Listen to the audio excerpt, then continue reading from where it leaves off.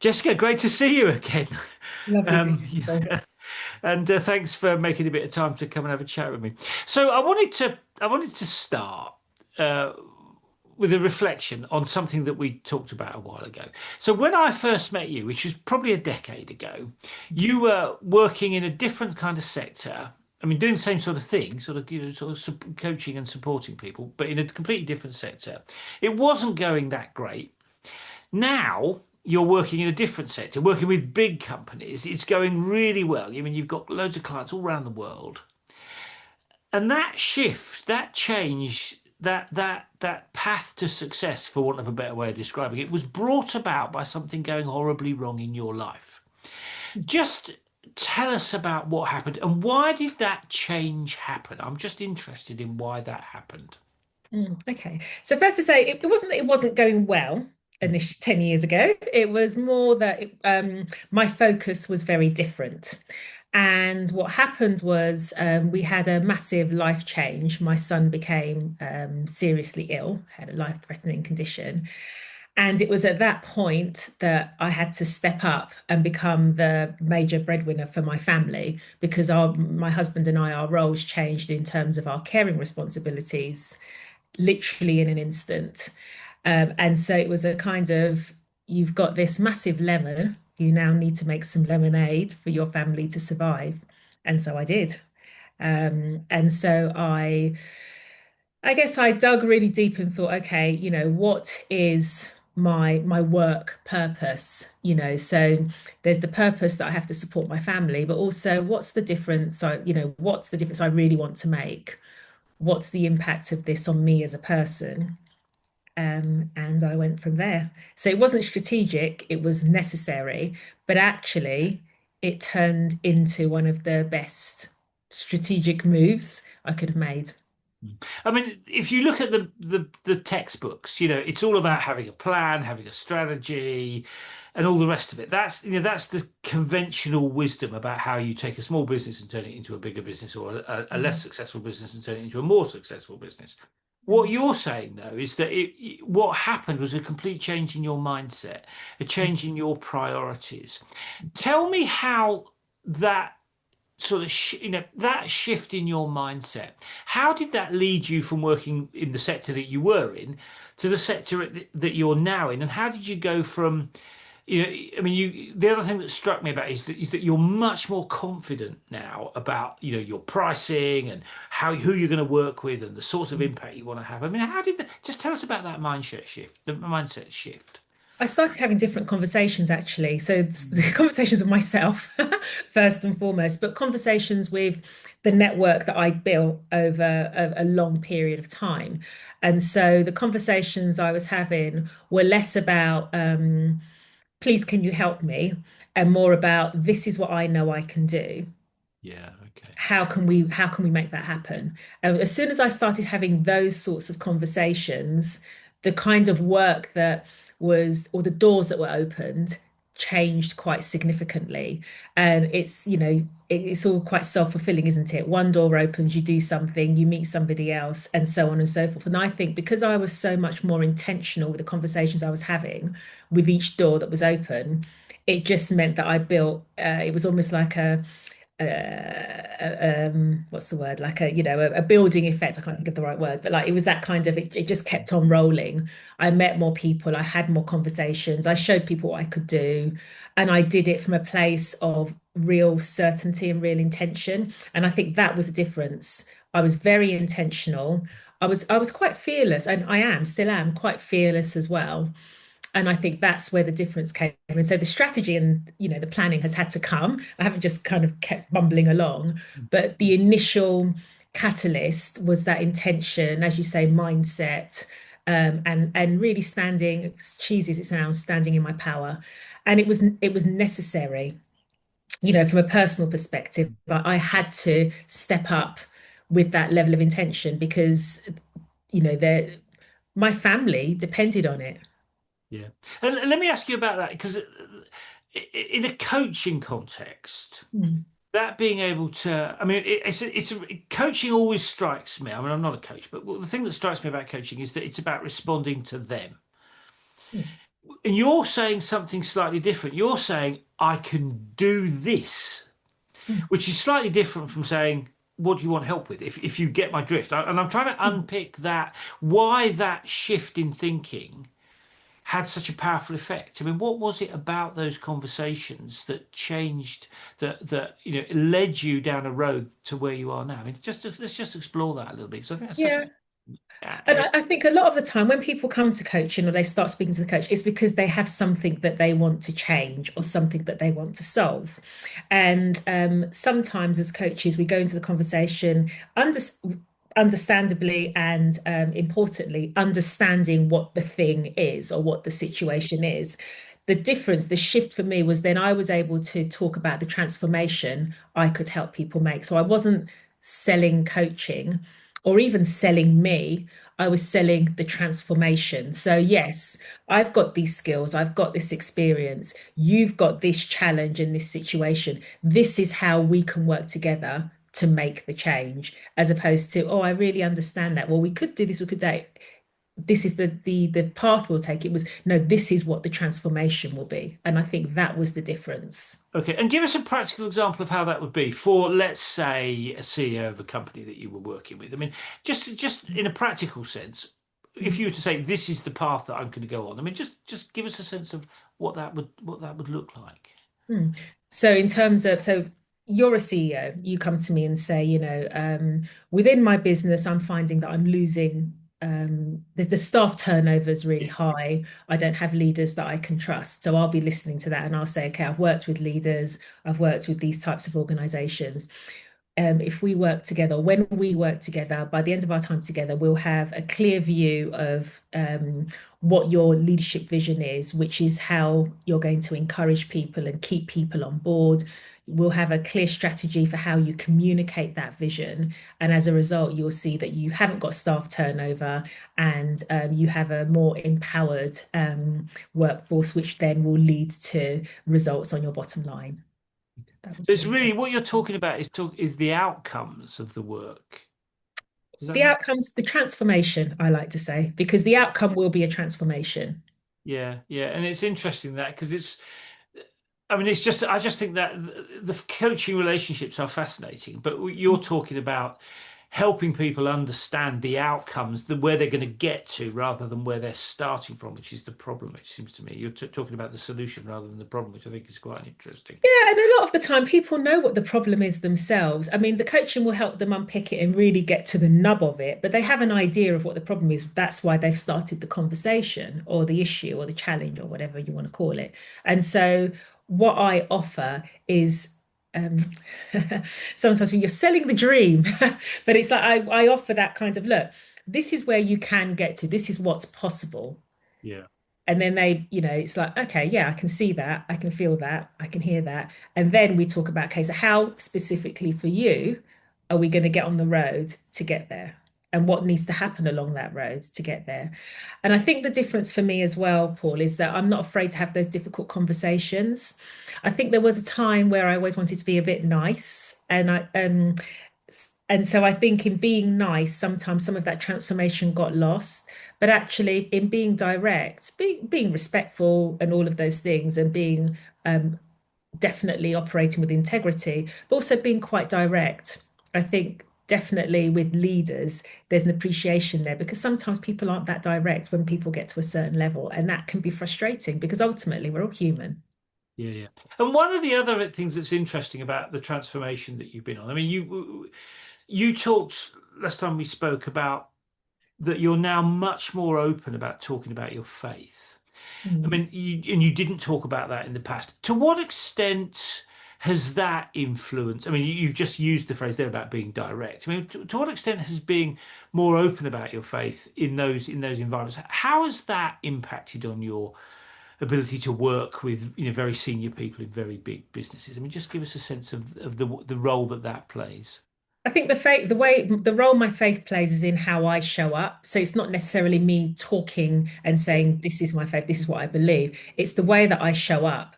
And that's influenced by my faith. So, firstly, having that real sense of purpose and sense of who I am and who I am in the eyes of God. And so that immediately changes how I show up. It changes my persona. And then just the values that I bring to my work. So bring integrity. And I also bring love. Love is at the heart of everything I do. And love means so much more than just that romantic love or that kind of general description that we have of love. When I start working with somebody, when we design how we work together, it's from a place of love and from a place of belief in that person's ability to show love to their employees, their staff, their teams in a way that services them and impacts and services their business. So let me just ask you for a practical example. So I mean, I like the idea of love in the sense of it being a supportive approach, a Mm. caring approach to a client. I mean, I totally get the logic of that. How does that, in terms of having a conversation with a CEO, I mean, how does that sort of thing play out? I mean, how would a conversation like that sound? I mean, that's it's such an interesting idea, and it's so unusual to hear that in a kind of a workplace Mm. situation. And actually it's I guess it starts with the energy behind the conversation because I'll always ask them, what is it that's driving them? Why are they doing what they're doing? Yeah. And in doing that, it forces people to look inside themselves to what's really important and actually what is the impact that they want to make on others. And so you tap into something deeper than just making money, just keeping having um, happy staff. But what does that really mean? What's really at stake? Because you can have happy staff, but actually that could be to the detriment of your business. Yeah. But it's so much deeper than just looking at the numbers or looking at sort of the bums on seats, as it were, the faces on your screen. It's understanding why, like really why, and what is the true impact? What's your intent and what's the true impact you want to have? Mm. And when you, I mean, obviously you work with people over a period of time. I mean, what sort of transformation do you see in them in terms of how are they when you start working with them, and where do they get to when you've been working with them for a while? I mean, just tell us about that journey. I know I'm talking in a generic sense. I know individuals you can't talk about, but in the generic sense, how would they experience that? I mean, does it lift their confidence? I mean, I think of CEOs. I don't think of people that aren't confident. I Yeah. mean, so how does that affect them, if you like, over a period? I mean, what impact does that sort of stuff have? It makes them have a quiet power. So they have the Right. power, but Okay. a more quiet, deeper power. So yeah, you're right. There are very few CEOs or C-suite leaders who perhaps don't display a lot of confidence, but that's not always what's going on under the surface. And so really getting to grips with what's going on under the surface, even when they're hugely confident under the surface, but understanding really why they're doing what they're doing. So they're really grounded. So Yeah. that's I'd say the journey is that there's a level of groundedness that comes from working with me that means that when the challenges come or when the questions arise, they're able to deal with them in a way that's true to themselves, not in a way that they think they should behave. And I can think of a case in point of somebody I've been working with recently who said that they um, were struggling with the feeling like they had to show up in a particular way to be taken seriously. And actually, what they've learned is that the role that they play as themselves in a way that is comfortable but not in their comfort zone is far more powerful than them trying to show up and almost be a particular persona in the environment that they're in. So are you saying then that it's about helping them present themselves and their values more clearly to people so that people know where they stand, or is it about something different? I mean, just tell us what you mean by that. I think it's them being very clear on their values and how they can allow them to show up at work. Because sometimes we say, organizations will say we're values driven, or leaders will say they're Yeah. values driven, but ultimately they're driven by the bottom line. Yeah. But it's them being able to recognize the values that can show up, identifying them and articulating them for themselves, and then actually putting that into practice in a way that's maybe fearless or and in a way that's really true. you Mm, know I'm mm. really hesitating to use the word authentic. I think it's a really overused word, but that's ultimately what it is. I mean, you've used the phrase fearless a few times. I Mm. mean, what is it about that that you think that has such a powerful impact? I mean, you've talked about it having an impact on you, and you've just described it having an impact on, when leaders turn up and they're a bit more fearless, it has an Mm. impact on them. I mean, what is it about that has that positive effect? I mean, why does that happen? It's recognizing the fear and finding a way to circumnavigate it and do the thing anyway. So fearless to me isn't like the fear just goes away and then like, you can just do everything. It's the fear will, whatever it is, will still manifest itself in some way, shape, or form. Because when you're learning and growing, there's always that element of fear that comes with that. It's excitement, fear, adrenaline, whatever you want to call it. But it's recognizing that, but not letting it hold you back. It's recognizing it and saying, okay, this is what the fear is, but this is what's on the other side of that. And so that's what I'm going to focus on. That's what I'm going to go for. I mean, it's interesting you describe it that because I think the most successful learners I've seen, people that are very good at learning stuff very quickly, they are quite fearless. And for me, it's because they're not so worried about failing. If you're incredibly frightened of it all going horribly wrong, you're probably going to be cautious about what you do. Whereas if you're less worried about stuff going wrong, you are probably going to be more willing to stick your neck out a little bit. That's the way I interpret that. Mm. And it's interesting you describe it that way because it does seem to me that the quicker you can learn stuff, the quicker you can figure out what works and what doesn't, and the quicker you can move Mm. forward. Mm. And it's to know that it's okay to fail sometimes as Yeah. well. Yeah. You have to fail in order to know if you're doing something new, you're not going to do it right first time and be perfect. There's always going to be things that go wrong, and being okay with that and using that as fuel to take you forward to whatever the next thing might be or the next iteration of the thing. Um, I did this short course, it was positive intelligence course. I don't know if you've heard of it. It's Shazad Shemaine, I think the guy's name is. And he talks about saboteurs that we all have Right. and the different saboteur archetypes that we all possess in some way, shape, or form that come from our childhood, that come from work experience, life experience, and then the sage personalities that we use to overcome those saboteurs. And the whole thing about it is the fact that it's that positive intelligence, being know that the saboteurs exist, and rather than trying to ignore them, acknowledge them and think about what's the sage that can overcome it, and Yeah. what are the strategies you can use to overcome it. And that for me was like, it's common sense, but it takes seeing it in front of you in an app. It was an app and sort of on these videos to make me go, I get it. I really get it now. So when I'm doing stuff and I'm afraid, instead of letting that cripple me or beating myself up about it, I've got a way to deal with it. And I know what could be what's possible on the other side, and I'm going to focus on that. Yeah, and it's interesting you describe it that way because the thing that was going through my mind as you were speaking is this: one of the things that coaches are often very good at is helping people understand their blind spots.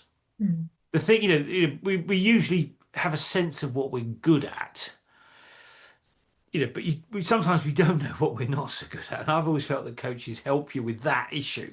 You know what you're good at. That's not a problem. It's knowing what you're not so good at that is the thing that can hold you back. Mm. Because you have to adapt your behavior to compensate for that. And I was just wondering what your take is on that process of working with clients to help them understand the things that they're good at and not good at. I mean, how does that play out in your coaching work? Mm. So definitely when I'm working with corporates is feedback, getting people to get Yeah. feedback, that 360-degree feedback is invaluable for getting understanding what your blind spots are. And then actually taking the time to look at the feedback and analyze the feedback and see how that relates to how you show up and how you want to show up and how you want to be seen. And I think that's really valuable work. I think you're right that we're all, many of us know what we're good at, but what we're not so good at, we know, but we don't necessarily like to think about it or see it. Mm. And so the way that I work, I see it as I hold a mirror up and then help you look in the mirror at yourself and pick out the bits that you might want to adapt, the bits that you might want to lose, the bits that you might want to outsource, Mm. and do it from that place of real, again, back to the word intention Mm. and not hiding those bits Yeah. away. I mean, it's interesting you talk about mirrors. When I always think, you need a mirror to see the back of your neck. if you Mm. like, because it's the things that you can't see that are the things that can be problematic. If you can see it, you can deal with it, can't you? So I think it's an Exactly. interesting take on that. Mm. The other thing that's changed about you since we met is that you're now an author. I mean, Mm. tell us about what kind of inspired you to spend a chunk of time. I mean, I don't know how much time exactly you spent writing the book, but I know you invested quite a lot of time in writing that. But what has inspired you to invest so much time and energy in a book, which is a big jump from coaching? I mean, writing. I mean, you know. I mean, I think they're completely different skills. Being able to write well is not the same as being able to coach well. I mean, what made you decide to switch and to focus on a book? So the book was alongside coaching, and it was for me actually it was quite cathartic. Right. So when I say to people I've written a book, when I was writing a book, people say, "Oh, is it a business book? Is it a leadership book?" Yeah. And it is, but it's not in the sense that you would expect. It's not me saying this is the way to be a leader, this is the way to be confident or whatever. It's actually the story of what me and my family went through when we got my son's diagnosis. I don't delve into my son's diagnosis, but actually the tools that I used to get from there to here, because I feel like it's a valuable story to tell. And also, there was a level of it being cathartic for me to get the words down on paper. And so, because I journal a lot, and as I was getting the words down, I was thinking, well, some of this might actually be useful to someone somewhere in the world if they're navigating big change, if Yeah. they're navigating a life-changing illness, if they're just navigating a lemon that's been thrown into their life. The strategies that I've used in terms of from a work perspective, from a faith perspective, just the how I've drawn on my personal development and self-development tools that I've learned over the years, I can impart that to somebody else in a book. Yeah. And that's basically what drove me to write it. So the book isn't the story of my family's what happened with my family in depth. I feel like that's my son's story to tell when he's ready. It's about how I have navigated these past few years and the tools that I've used and the strategies that I've used. So that's where it's a leadership book in the sense that Yeah. you can use it as a toolkit to say, oh, these are some of the things that I might draw on to help me if you're going through something. So give us a couple of examples because I think that's really interesting because what it illustrates is your mindset. It's how it says to me that what you've done is talk about how you've dealt with a very difficult and you know, problematic situation. Just Mm. give us a couple of examples of how your mindset worked in that situation and the sorts of when you talk about tools, just give us some examples of what you mean exactly. Yeah, so my faith is a big tool that I use throughout it. So the prayer and meditation that I use in the darkest days, I share some of Yeah. that in Yeah. the book. I also share the practical things that my clients have done when they've been navigating redundancy, for example, and I give some brief stories of how particular clients have navigated things like that. So it's everything from some client experiences, or obviously anonymized, to my own personal practices as well. So that, yeah. Now, you're the first person I've ever heard describe faith and meditation as a tool, well, plus meditation. But just explain a bit more about what you mean by that. I mean, when you describe using your faith as a tool, I mean, just tell us what you mean by that. Yeah. So I have a deep faith in who I am Yeah, in Christ. And I pray every day and I use Bible scripture to guide my decision making and how I right, show up and what I do. And so I share some of that in my book. I talk about the specific scriptures that have helped me. right. I talk about the fact that even if you haven't got faith, I mean, not everybody does, and I recognize that, that actually finding something that is bigger than, or yeah, find something that's bigger than you outside of you that you can focus energy on and draw strength from, the importance of that. So I talk about what I use to do that, but I encourage others to find your thing as well. Yeah. So it doesn't So, have to be so faith. if that was if that was a piece of advice you were giving me, I mean, what sort of things should I mean, I'm not religious particularly. What sort of things should I focus on? I mean, just give me a practical example of how that might apply to somebody like me. Yeah. So if you're going through something, if you need to make a big decision, actually sit, stop, and give yourself time to breathe and to think. Yeah. write down what your options are, you know, um, sleep on it, get some fresh air before you come back and look at it with fresh eyes, because invariably taking that time away, taking that step away, taking that fresh air, stopping and praying will help you to make a more informed and clear decision than if you decide that you have to get it done, you have to do it, you have to drive, drive, drive. Yeah. That's a practical example of, how of something that I have said in the book to help people as they're navigating something practical like making a decision. Yeah, I mean, the thing that was going through my mind as you were speaking, the kind of cliche that a lot of business, a lot of people talk about, the idea between working in the business and working on the business. And it Mm, seems to me that what that is really about is, as you've just described, is rather than running around like a headless chicken doing all the things that you need to do. I mean, they need to get done. I don't disagree with mm, that.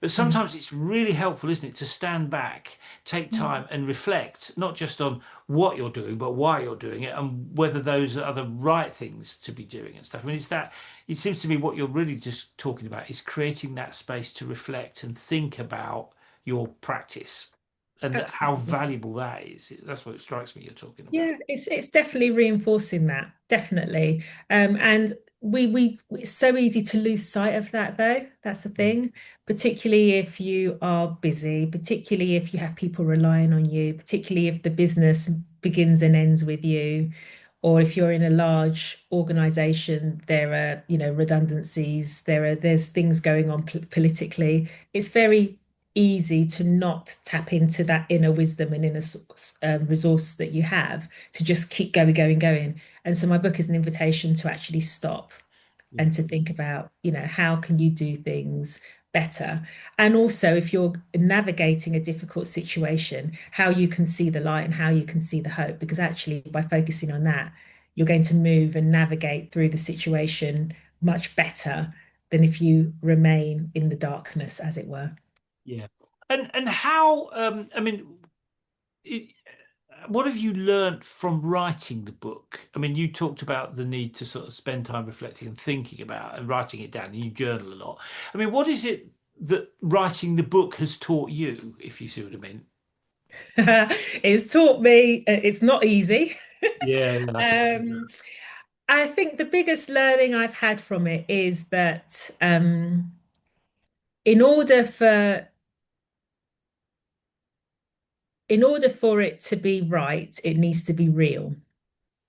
So what I mean by that is I went through a process to write the book. I had a book coach, and then when it got to the editing phase, I had an editor who ripped it apart basically. Right. And when it came back, and I felt quite wounded, and I thought, oh gosh, it's not good enough, and this person has done this to the book, and it's not right. What am I going to do? And I kind of put my head in the sand, and procrastinated a bit. But actually, what I learned was it's okay for it to not to be perfect, and actually. What I've written from the heart and I've written for a reason. And that's more important than it having the best structure in the world that the editor was suggesting. It's better for it to be real than than for it to be right, whatever right is. Yeah. And that's been a big learning for me. And that's a big learning for me as a person because I quite like things to be right. And actually, over these last few years, things haven't been right. They haven't fitted neatly into boxes. And I've learned through my life experiences, but then also the process of writing the book, that that's okay. And actually, that makes me a better version of myself to be able to live with that ambiguity and live with uncertainty and live without the boxes of things being right. Yeah, I mean, life is messy, isn't it? Sometimes I Mm, mean, it just is. I mean, I wish it yeah, was, but it just is sometimes. And yeah, but part of living life to the full is being able to deal with that because you can't always fix it. yeah. Right about it. And the process of writing the book has it made you a better coach? Would you say? Has it impacted your practice? I mean, and personally, you've learned stuff. I mean, has it impacted on you as a coach in terms of how you deal with clients? Um, I'm not sure the process has per se. I think that it's given me a different perspective. Like so sometimes in my coaching practice, it's made me a bit more, maybe a bit more considered. There are more silences in my coaching as time has gone on. But that's probably as a result also, I'm doing a master coach qualification as well. So that's sort of probably embedded itself in there a little bit. So I feel like actually the process of writing the book that, I feel like I'm in my more mature phase now of my coaching and of my business, of my more my sage phase, let's say. Yeah, yeah. And let me ask you something about your, because I remember when we first spoke, and this is, a long time ago, we both are economists by trade. Mm. Would you say that that training has influenced your practice as a coach and how you work with clients? The reason I ask is I've always felt that economists have a particular way of looking at the world. And not everyone sees the world in the way that economists do. Now, that may be a good thing or it may not be a good thing. I don't know. But I know you're from a similar background. And I just wondered, has that affected you, the way you feel about what you do? And did that kind of economic thinking about incentives and motivation and behaviors, and did that influence the way you approach the book? Hmm. I'm not sure. I mean, maybe it did in some way. I mean, my economics piece, I mean, that's sort of university, that's a long time ago. Mm. Um, yeah, maybe it did a bit in the sense in the sense of from a very practical perspective when I was writing the book, how I structured my time and how I fitted it in with life and work. Maybe there was a bit of that economist thinking that came into that, how I balanced everything and measured everything. Um, yeah, so I don't know if it wasn't a conscious thing, if it did. Yeah. And what about you as a coach? I mean, when I talk to people, I'm always interested to see what motivates them and what's incentivizing them. That's Mm, one of the big things for me about the economic training is that I always look to see what the incentives are, and then you can mm. see, does that influence you as a coach in practice? Does that kind of thinking impact on the way that you explore stuff, the kinds of questions that you ask? I mean, just tell us about that. Yeah, it does. I think it does in the sense of the work that I do, the work that I take on now. Um, for me now, the most important thing is the impact that the work has on the individual or on the business. Mm. And so, whereas I think previously, when we first met, I was kind of just doing coaching with anybody that I could coach with. Now I'm much more considered, okay, who is this person or what is this business? What's the impact that this business makes? What's the bigger impact, well, in a world sense that this work can have? And so, yes, I want to be part of this, and this is the part I can see I can play. So I Mm. think, yeah, it definitely impacts the work that I do now and how I feel I'm being incentivized. And of course that I'm being paid. That as well Yeah, yeah. fits into that as well. Yeah, the reason I ask was that one of the other things we talked about was your interest in equality and diversity. Hmm. I mean, I'm of the view that you cannot escape from diversity. I mean, there's only one Jessica on the whole planet, and there's 8 billion people. There's only one of you. So Hmm. diversity is part of us as a Hmm. race, Hmm. humans, right? So I'm always interested in there's often sort of two sides to the diversity. There's people that are pro diversity and people that seem to be not pro diversity. I don't understand how you can not be supportive of Hmm. something that is. If you, I mean, you can't get away Hmm. from it. So, No. so what you've talked in the past about how that is important to you and how that influences your work. I mean, just tell us about what your thinking is around that and why is it so important to you?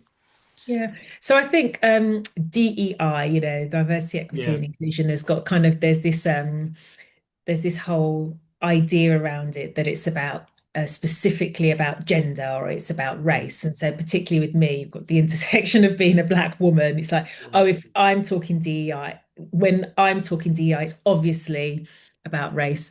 And yes, that does feature heavily in my work. I'm a Yeah. black woman, and so of course it's going to feature heavily in my work. But also, I think it's diversity of thought as well, Yeah. diversity of experience, diversity of background. You can't get away from that. So when people, I say, you hear that kind of DEI is dead or DID or whatever it is, the nonsense that's been spouted. Well, that's rubbish. DEI isn't something that just happened in 2020 post George Floyd. DEI has been happening for years and years and years. Yeah, Wherever you are, whoever you are, wherever you live, purely because, as you pointed out, everybody is different in some way. They might not be visibly different, but they are different. They're going to bring something different in some way. And so we have to find a way to celebrate that. And we have to find a way, so that's where inclusion comes in. We have to find a way to help those voices to be heard. It's all very well having a table and saying there's a black person, there's a brown person, there's a man, there's a woman, but each of those people are going to have something different, a different perspective to share that isn't necessarily as a result of their physical identity. It's about of their physical characteristics, about their identity. And so why don't we celebrate that? How can we not celebrate that? yeah, yeah. I mean, that's what was behind my question was, it seems to me that diversity of thought in particular, but not just of thought, is part of what drives innovation. Mm, People come at things in different ways. They have different perspectives. They have different approaches to solving problems, and sometimes doing it a slightly different way, following slightly different perspectives on things, can lead you to different solutions, which is really what I mean. I think that's mm, what is at the heart of creative thinking, mm, innovation, and that's really what drives a lot of business. mm. Because you can't win the business, the competitive game of business, if you like, if you just do things the way that other people do them. So Exactly. it's actually critically, it seems to me it's critically important to business. And I just wondered what your how you see the relationship between the kind of the conventional wisdom around DEI and the impact that has on the people that you work with, and the process that you go through to help them think through and come up with new ways of solving problems, if you get my Mm. drift about the kind of coaching experience. Yeah, I think something is to help people to recognize where there is a lack of, well, where there is more Yeah, groupthink. yeah, And I think that, so I have worked with leaders, so leaders or boards that are mainly white males, and they say we're getting a really tough time, and yeah, it's because everybody says that we're all doing the same thing. And to a certain extent, I think what can happen is that there's a group think that develops yeah. because they're a similar background. So everybody is different, of course, but there are similar backgrounds. Their view of the world and their experience of the world might be similar. And so then all of a sudden everybody wants to fit in. And so you have groupthink. So when you throw in somebody who looks different or who is from a different background or who is a different gender, you know, that's when it puts the cat amongst the pigeons and it enables people who might have fallen into the groupthink to think, actually, I don't think like that. And it's okay not to think like that because that person doesn't think like that as well. So that's why I think that's where there's a role to play in having visible diversity because it enables people to think or gives people permission or for them to give themselves permission to share the different thinking that they may have. So that I think that that's where there's definitely a role when we're talking about diversity of thinking.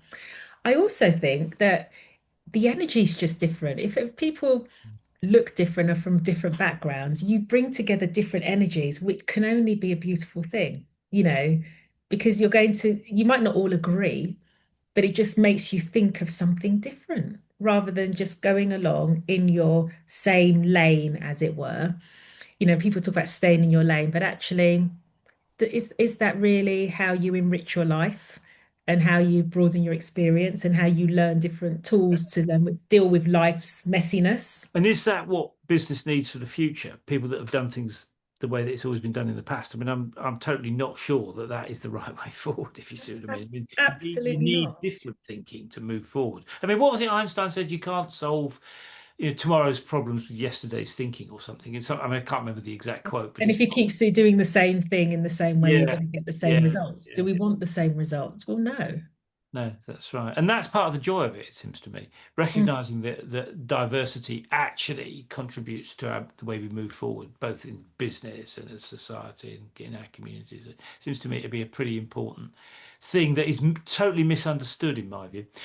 And I think as well, just if I can just Yeah, add as well, I think that, and what it brings with it is fear for some people because they do mm, want things to happen in the same way. So if people are yeah, able to recognize and articulate their fear, it doesn't make them weak. It means that different conversations can be had. yeah, yeah. Yeah. Let me just take one step off that subject for a second. One of the things you talked about when we first spoke, well, we last time we spoke, was about the importance of legacy to you.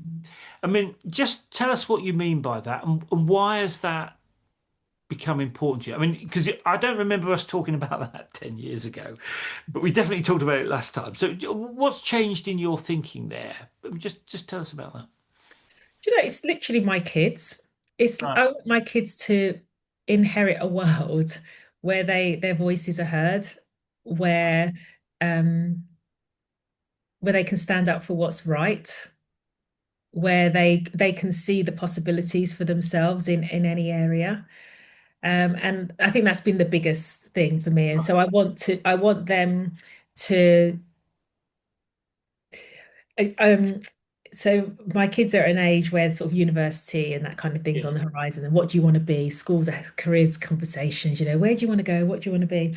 And something that I say to my children that probably my parents didn't say to me as immigrants, I want you to take a path that makes you happy. Because Right. actually, money will come and go. What is success, Yeah. really? You can say, I want to be a lawyer, I want to be a successful lawyer. And great, but if you're absolutely miserable doing it, what's the point? So I genuinely want them to have a life, have the ability to have a life that they focus on, they're able to focus on their happiness or their well-being, their joy. Yeah. So not everything's going to go their way, not everything's going to be roses and green grass, but actually they can find their joy in whatever they're doing. That's the legacy. That's what's really important for me. And in terms of the legacy of your coaching on clients and on business, I mean, how does that translate, in terms of how you think about those sorts of things? I totally get the point about your kids. I'm just Mm. thinking about business. In terms of from a business perspective, that Mm. the legacy is that of joy and possibility. Yeah. And actually in your work and in your business that you can create something that makes other things possible for others, and you can create a space where your staff, employees, stakeholders Mm. can find joy. Mm. And joy isn't about everything going right. Joy is about knowing that you're doing what matters. Yeah. And it's interesting you say that because I think business is one of the places where actually you can do that. You can create a business that creates that kind of joy and satisfaction and well-being and all the rest of it. I mean, some other part, some other thing, the public sector, I mean, they have a specific function, guided by law and you have to do X, Y, and Z. Mm. Business, in one sense, businesses can do anything they want, can't they? Yeah. Within reason, within the, in broad terms, and which means that businesses is a place where people can be creative, which Mm. seems to me to be one of the joys of business. Mm, absolutely. And even I think in the biggest corporates, Yeah.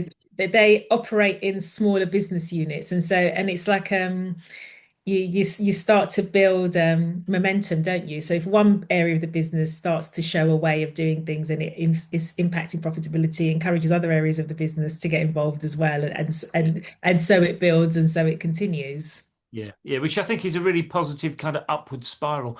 Let me just ask you about your journey again. So when you look back on, certainly the last 10 years, I mean, I'm sure that you've got stuff from previous to us meeting that, what would you say you've learnt from the last, when you look back on your kind of career and the work that you've been doing and the way you've changed? I mean, what would you say you've learned from that experience? In terms of for me personally. Yeah. I've learned I've learned that your community, your network is key. Mhm. And actually that surrounding yourself with the right people at the right time can make or break your business. Mm. And I've learned that it's that actually sometimes people are with you for a season, and that's okay. It's okay to say goodbye. Like just because somebody's part of your network now doesn't mean they're going to be part of your network in 10 years' time. And on that as well, I've also learned that your network isn't just about the person who sat in front of you, it's about the people that they know as well. Yeah. Yeah. I've learned the importance of looking after myself, as in my physical self, and finding the things that that bring me joy. Mm. For me, it's exercise. I do a lot of exercise and making time for that because the business will always be there. Whether or not I go for a run on a Monday morning, that's not going to make or break my business, but it will actually make or break it can make or break how I start my week. And of course, if you don't look after yourself, you can't look after anybody else, can you? Exactly. So I think Yes. pretty important thing. And if you were to go back to the beginning, is there any one thing that you would do differently given what you've learned? When you say the beginning, you mean sort of nearly Well, 17 years ago. if you were going to start again down the Start my business all again. yeah, is there anything you'd do business differently? Um, what would I do differently? I would I would be less worried about what people think. Yeah. That's what I would do differently. I think that fear of doing it right and people seeing me in a particular way was probably quite crippling for me in the beginning. And the opposite is not worrying about what people think too much is quite powerful, isn't it? It's quite profound. Yeah. Can we just pause? Sorry. Don't worry. Can we just pause a moment? Is that okay? We'll have to re-record. Oh no, no, don't pause then, don't pause. Just carry on, just carry on, don't pause. Okay, right. Yeah. I mean, I was going to bring it to the end anyway, actually. But Mm, so couple of final questions. So you've learnt quite a lot on the journey. mm. What piece of advice would you give to somebody else starting out on that journey? If you were to offer them one piece of advice, what would it be?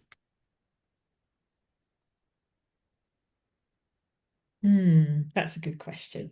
I think I would say